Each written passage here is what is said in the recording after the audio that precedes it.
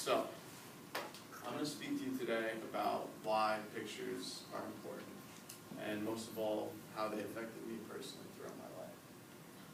This is where I grew up. It's essentially a project in Staten Island. I managed to find an aerial picture of it. I didn't even know where I could find it, but I got it last minute, and I lived right about there, I believe, apartment 412. And it wasn't a very rich home, but as my mother always said, we were rich with love, so we had that going for us. And growing up in Staten Island was kind of a jarring experience, just because it was a very poor neighborhood, and we struggled to get by quite a bit. But I always found solace in taking the ferry.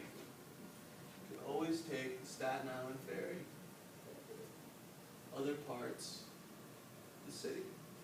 And I remember sitting on this ferry when I was just a little kid, maybe 9, 10 years old, and you could see the whole city from the ferry, just everything. And I remember just sitting there, on all these decks, and looking out at the whole city and just imagining, like, what if I could take a panoramic shot of that, And it was like an escape, from where I lived and the situations around me. And this leads me into basically what was a very large event for the whole nation. Specifically, people who lived in New York. So, obviously a famous picture. On September 11th, I was in 5th grade, and my greatest memory about it, at least the beginning, was they called off math class. There was no math class, and I was do my homework. Yes, we're going to assembly. It's all good. I'm not going to get a bad grade. And as we all kind of moved into the assembly hall, we realized something was wrong. Something was different. It wasn't a regular assembly. And we saw teachers crying and trying to dry their eyes, and we knew something was off. And the principal just got up in front of all of us and said that our country's been attacked by terrorists. You're all going to get on buses. You're going home right now. And we didn't know what was going on. Kids were screaming. Kids were crying. Several of my other students in the class, their parents actually died during the attacks, and everyone thought their parents were dead because they all worked in the city.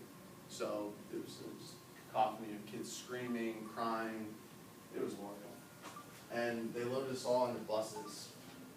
And as we were traveling through the city to our various boroughs,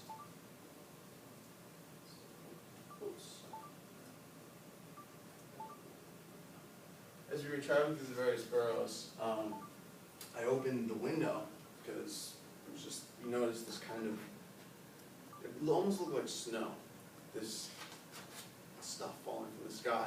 And we reached out and I touched it, I remember, and it was this gray, kind of grayish matter. And we realized later that it was just the ashes from buildings that had collapsed, and it spread this smog, this, whatever you want to call it, throughout the whole city. And we were basically covered in it by the end of the day. And unfortunately, this caused a war, as we all know. This is one of my favorite photographs from the Afghanistan conflict. This is a Marine who was shooting back at some Taliban, and a bullet has just exploded right above his head, almost killing him. It's a very powerful photo, obviously. But generally, it started a war on two fronts in Iraq and Afghanistan. And if I had been maybe 5 years older, like a lot of people I know, I probably would have joined the Army and I probably would have been part of it. But luckily for me, I was younger, and I didn't have to experience this. But as I was growing up, I realized that pictures like this were really the way that people were starting to understand what was happening over there. As the patriotic furor sort of melted down a little bit, people looked at pictures like this, and realized, that war isn't always what it's cracked up to be. It's not always what the politicians tell you it is. 1 minute warning? Right up here. And obviously it led to a lot of unexpected consequences, namely these guys, ISIS. And they basically, if you follow the news, they took over eastern Syria and western Iraq. And they also understood the power of photography and media. And unfortunately, this led to a lot of really grisly things. I'm not going to show you anything grisly, but you get the idea.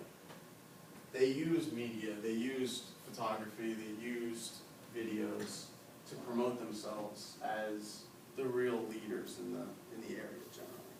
And you know, this was when they decapitated, I think it was about 20 policemen, and it went all over the world, and now they're recruiting people from Europe, from America, from South America, from Africa, to come join their cause. They understood the importance of pictures and media.